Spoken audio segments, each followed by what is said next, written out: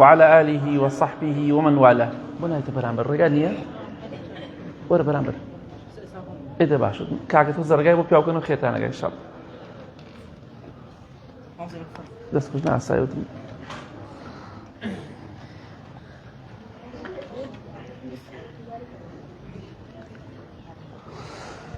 الحمد لله والصلاة والسلام على رسول الله وعلى آله وصحبه ومن والاه. بابشتواني خواهي قورا لخزمت حديثك صحيحي في غمري خواه دابين صلى الله عليه وسلم كحديثك قدوسية واتا خواهي قورا بزاني چي بإيمة دفرميت. خواهي قورو مهربان خواهي قورو مهربان لم حديثة قدوسية دفرمي أنا عند ظني عبدي بي من بند لەگەڵ بەندەکەی خۆمدا تعامل دەکەم بەپێی گومانی بەندەکەم بەڵام بچی بەندێک عەبدی ئەوەی کە بەڕاستی عەبدایەتی و بۆ من بکات نەک هەموو عەبدێک ئەوەی کە بەڕاستی لەگەڵ خوادا ڕاستگۆیە ئەوەی تەنها خوای گەورە دەپەرستێ عەبدایەتی بۆ خوای پەروەردگار دەکا شوێنی پێغەمبەری خوا دەکەوێت صلی الله عليه وسلم ئەو کاتە ئەو ئینسانە گومانی چی بە من بەرێ من ئەوەی بۆ دەکەم واتە خوای گەورە ئەوەی کە تۆ دەتەوێت پێتی دەبەخشێ بەڵام بەو مەرجەی تۆ شایانی ئەوە بیت جا هەر کەسێ پێی خۆشە خوای گەورە لەگەڵیدا باش بێ و ئاواتەکانی بهێنێتە دی با کەسێک بێ لەو کەسانی لەگەڵ خوادا بینی خۆی بەهێز بکات. لەگەڵ خوادا چۆن بینت بەهێز دەبێ؟ بەوەی کە ڕێگای خوا بگریت. تەنها بۆ نابێ بەڵێ من دڵم پاکە. نا، دڵی تۆ پاک نییە.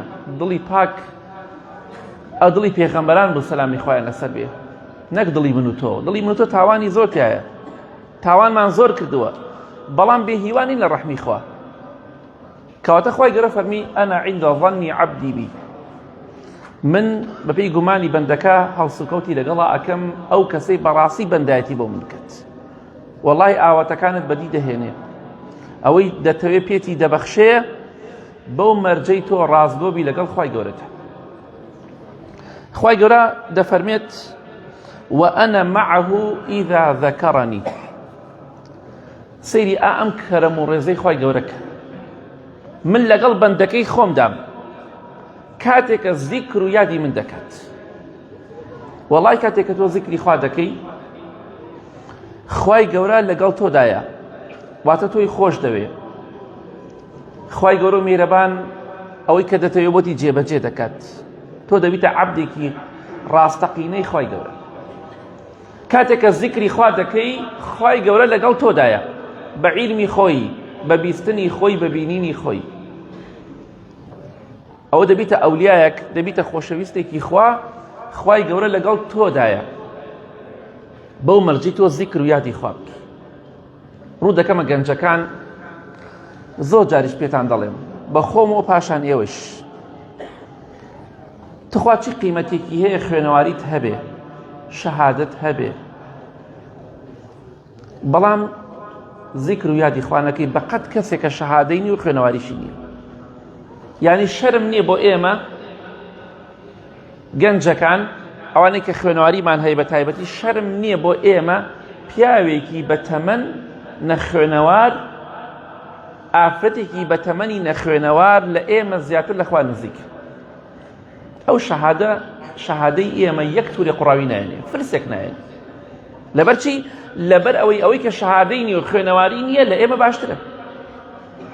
دێکاکە زۆر بەمان باوکمان ئەوەی کە زیندووەیان مردووە خوا لێیان خۆش بێ، ئەوەشی ماوە تەمەن درێژ بێ، بە تەمەنەکان مەگە بڵێم چی هەموو شەوێ شەو نوێژیان هەیە، خوێنەواریشیان نیە هیچ. دایکمان باوکمان شەو نوێژیان هەیە. ئەگەر لە ماڵە متابعی باوکی خۆت کردبێ با ئەوانەی کە تەمەنێکیان زۆریان هەیە، مەگە بڵێم چی ئیلا هەموو شەوێک شەو نوێژیان هەبووە. بە پێچەوانەی ئێمەوە دانیشتوینە هەتا سەعات 12 1 2 3 دوای ڕەمەزانیش دەستمان تێی ناچێت، ناتوانین دوور کات نوێژ بکەین. خوای گەورە دەفەرمێ وەئەقیمی الصەڵاتە لذیکری. ئەی موسا سەلامی خوای لەسەر بێ، نوێژ بکە بۆی منت لەبیر بێ.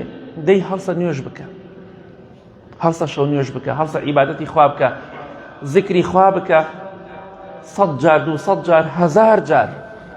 چونکە هەر کاتێ ذکری خوات کرد هەر ذکرێک بوو، سبحان الله والحمد لله ولا إله إلا الله والله أكبر أستغفر الله لا حول ولا قوة إلا بالله سبحان الله وبحمده سبحان الله العظيم سبحان الله العظيم وبحمده.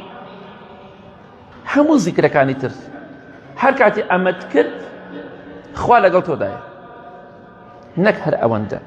خوای گەورە دەفەرمێ فإن ذكرني في نفسه ذكرته في نفسي. سبحان الله سەیریکە ئەگەر بەندەکەم ذیکر و یادی منی کرد ئەوە من لەگەڵی دام، پشتیوانی لێ دەکەم، خۆشم دەوێ. ئەگەر ئەو بەندەی من کاتێک کە ذیکر و یادی من دەکات ئەگەر لە نەفسی خۆیان ذیکر یادی منی کرد واتە تەنها خۆی بوو، بەس خۆی بوو، دانیشتە لە شوێنێکی چۆڵە یا لە ناو سارەیەکەی بۆ خۆت، خۆ ئەگەر خوێنەواریت نییە دەتوانی خۆ سبحان الله و الحەمدولله بکەیت. چونکە سبحان الله بەپێی حەدیثێکی لەو شتانەی کە جێگای قورئان خوێندن دەگرێتەوە بۆ ئێوە ئەو چوار ذیکرێ سبحان الله والحمد لله ولا إله إلا الله والله أكبر، جێگای قورئان خوێندنتان بۆ دەگرێتەوە بیخوێنن بەردەوام، ئەوشی کە خوێنەواری نییە، ئەوشی کە خوێنەوارە بە هەمان شێوە. جا خوای گەورە دەفەرمێ لەم حەدیثە قودوسیە ئەگەر کەس بەندەکەی من بە تەنها یادی منی کرد ئەوە منیش لە نەفسی خۆمدا یادی ئەو کەسە دەکەم. سبحان الله چەندێ خوا گەورە دەکات.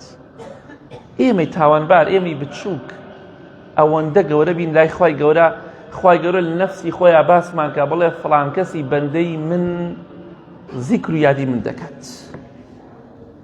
چی کەرەمێکە، چی فەزڵێکە.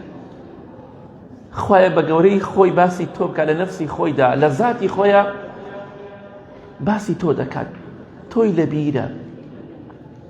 دەفەرمێ ئێستا عەبدەکەی من فڵان کەس، فڵان کەسی کوڕی فڵان کەس، فڵان کەسی کچی فڵان کەس ئێستا ذیکر و یادی من دەکات لە نەفسی خۆیان، منیش لە نەفس و ذاتی خۆما ذیکری ئەو کەسە دەکەم، واتە باسی ئەو کەسە دەکەم و یادی دەکەم. پێت خۆشە خوای گەورە ئەوەندە کەرەم و ڕێز بەرامبەر بگرێت لە نەفسی پیرۆزی خۆیدا باسی تۆ بکات، کەواتە بە کەمی مەزانە. خوای گەورە فەرمووی وإن ذكرني في ملأ ذكرته في ملأ خير منهم. ئەگەر بەندەکەم لە ناو کۆمەڵە خەڵکێکا باسی منی کرد ئەوە منیش لە ناو کۆمەڵە کەسێکە باسی دەکەم کە مەلائیکەکان کە لە خواوە زۆر نزیکن، کە ئەو کەسانە کە من خوای گەورە دەفەرمێ من باسی ئەو بەندەی لا دەکەم لەو کەسانە چاکترن کە دانیشتۆ لەگەڵیانە. خوایە گیان خۆت ئاگاداری ئێستا ئێمە باسی تۆ دەکەین، کۆمەڵە کەسێک دانیشتوینە باسی تۆ دەکەین. یا ڕەبی خوا لەو کەسانەمان بگێڕی کە ئێستا لە سەروی عەرشە و لای مەلایکەکان باسمان بکەی فڵان کەس و فڵان کەس یاد و ذیکری من دەکەن. ئەمە نیعمەتێکە خوا بە هەموو کەسێکی ناتوە. ئەوە زۆر گەورەیە کە تۆ ذیکری خوا بکەی، بەڵام لەوە گەورەتر ئەوەیە خوای گەورە باسی تۆ بکات، ذیکر و یادی تۆ بکات. کەواتە ئەگەر بە تەنها ذیکری خوات کرد خوای گەورەش لە نەفس و ذاتی خۆیان باسی تۆ دەکات و ذیکر و یادی تۆ دەکات، خۆشتی دەوێت. ئەگەر لە ناو جەماعەتێکە ذیکری خوات کرد، عیبادەت بۆ خوا کرد، خوای گەورە ناو کۆمەڵە مەلایکەیەکە کە ئەو مەلایکانە لە من و تۆ بەڕێزترن باسی من و تۆ دەکات. جا بۆیە با خوامان لەبیر نەچێ. ئیمام و خەتیبێک دەڵێ لە مزگەوت نوێژی عەسرم کرد، سەلامم دایەوە، ذیکرەکانم دەکرد، پیاوێکی بەتەمەن هەراو بە چۆن ئەڵێ بە خشەخشە هات بۆ لام، لە پشتی منەوە نوێژی دەکرد، واتە هەڵنەسا هاتە پێشم و لە پێش وەستا و منی ذیکرم دەکرد. دوای نوێژی عەسر پیاوێکی بەتەمەنی ئەختیار، نەخوێنەوار بەخوا خەڵکەیە و چەندها خەڵکە بوو لە سەحابە خوێنەواری نەبووە، خوا پلۆپایەکی پێبەخشیوە باسی ناکرێت چونکە لەگەڵ خوادا ڕازگۆ بوو. بۆیە دڵخۆش نەبی من شەهادەمەیە. هەزارەها ملیۆنەها کەسی شەهادە بەرز پرۆفیسۆر و دکتۆر و نازانم چی شەهادەی بەزێن هەمووی ناو جەهەنەمان چونکە خۆیان نەناسی. ئەم ئیمامە دەڵێت پیاوەکە هاتە لامەوە وتی یەک زیکرێکم فێرکە، یەک عیبادەتێکم فێرکە بەردەوام بم لەسەری، من خوێنەواریم نییە، شتێکم پێ بڵێ بەردەوام بم لەسەری.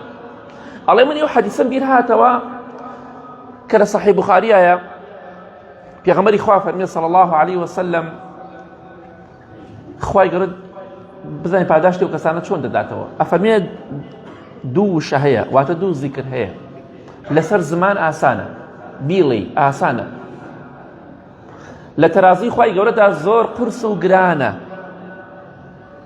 لای خوای گەورە زۆر خۆشەویستن ئەم دوو زیکرە. ئەم دوو وشەیە لەسەر زمان ئاسانە، لای خوای گەورە خۆشەویستە، لە تەرازوی عەدالەتی خوادا لە ڕۆژی قیامەتە زۆر قورسە، پاداشتەکەی قورسە. سبحان الله وبحمده سبحان الله العظيم. ئەم دوو زیکرە. ئەڵێ من ئەم حەدیسە بیرکەوتەوە بۆم باس کرد، وتی ڕۆڵێکیان دوو سێ جار بۆم دووبارە کردەوە، چەند جارێ بۆم دووبارە کرد با لەبەری کەم چونکە خوێنواریم نییە. ئەڵێ چەند جارێک حەدیسەکەم بۆ دووبارە کردەوە، پیاوە بە تەمەنەکە لێیدا ڕۆشت. ئەم پیاوە یەک حەدیسێ دەزانێ، یەک حەدیس، چەند جارێکیش بەو خەتیبە دووبارەی کردووە هەتا لەبەری کردووە.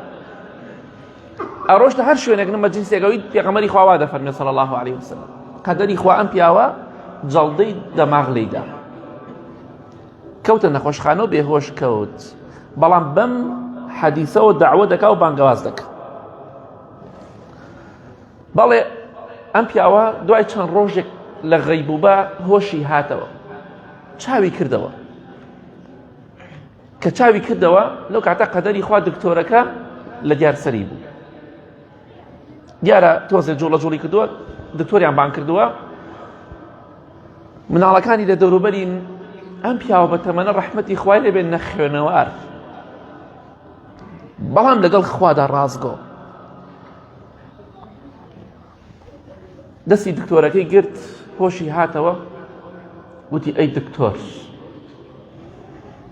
ئەی دکتۆر. پێغەمبەری خوا صلی الله عليه وسلم دەفەرمێت سبحان الله خوا زیندوی کردە بەس بۆ ئەم حەدیسە.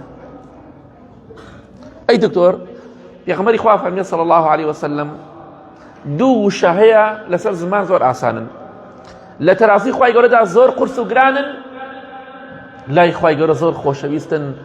سبحان الله وبحمده سبحان الله العظيم. دەستی شل بۆ وەفاتی کرد، حەدیسەکەی خوێنایە وەفاتی کرد. ئاخر وشەی بە زیکر کۆتایی پێهات لەم ژیانەدا. سبحان الله وبحمده سبحان الله العظيم ئەوە ئاخر وشەی بوو. ئەم جۆرە کەسانە خوای گەورە بەرزیان دەکاتەوە. ئەوە نیعمەتێک گەورەی ئینسان بە زیکری خوا وەفات بکات. کاتێکە زیندوو ئەبێتەوە بەپێی حەدیث پێغەمبەری خوا صلی الله عليه وسلم لە ڕۆژی قیامەتدا هەر زیکری خوا دەکات، هەر دەڵێ سبحان الله وبحمده سبحان الله العظيم. بۆیە کاتێکە تۆ زیکری خوا دەکەی، یادی خوا دەکەی، خوای گەورەش یادی تۆ دەکات، باسی تۆ دەکات، کەواتە بە کەمی مەزانە. خوای گەورە دەفەرمێ ئەگەر بەندەکەم وإن تقرب إلي بشبر تقربت إليه ذراعا وإن تقرب إلي ذراعا تقربت إليه باعا وإن أتاني يمشي أتيته هرولا. خوای گەورە دەفەرمێ ئەگەر بەندەکەم یەک بستێک لە من نزیک بێتەوە، بستێک، من گەزێک لێ نزیک دەبمەوە، واتە چەند بستێک. ئەگەر بەندەکەم ئەوەندە لە من نزیک بێتەوە گەزێک، من ئەوەندە لێ نزیک دەبمەوە، واتە چەرێ لە خوا نزیک بێتەوە خوای گەورە زیاتر لە تۆ نزیک دەبێت.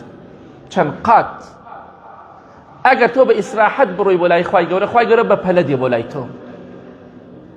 ئەوە ڕەحمی خوایە. جا لە کۆتاییدا دەڵێم ئەگەر پێمان خۆشە خوای گەورە لە سەروی عەرشەوە لای مەلایکەکان باسمان بکە و لە نەفسی پیرۆزی خۆیدا باسمان بکە و یادمان بکە، با زیکری خوا زۆر بکەین. با خوامان لەبیر نەچێ. پیاوێک دەیناسم، باوکی پیاوێک چاک بوو خوا عەفویکا، بە تەمەن بوو وەفاتی کرد، وتی مامۆستا باوکم هاتووەتە خەوم، وتمە باوەگیان حاڵت چۆنە، وەزعت چۆنە لە ناو گۆڕدا؟ پیاوەکە دەیناسم ڕەحمەتی خوای لێ بێ بە نەخۆشی مرد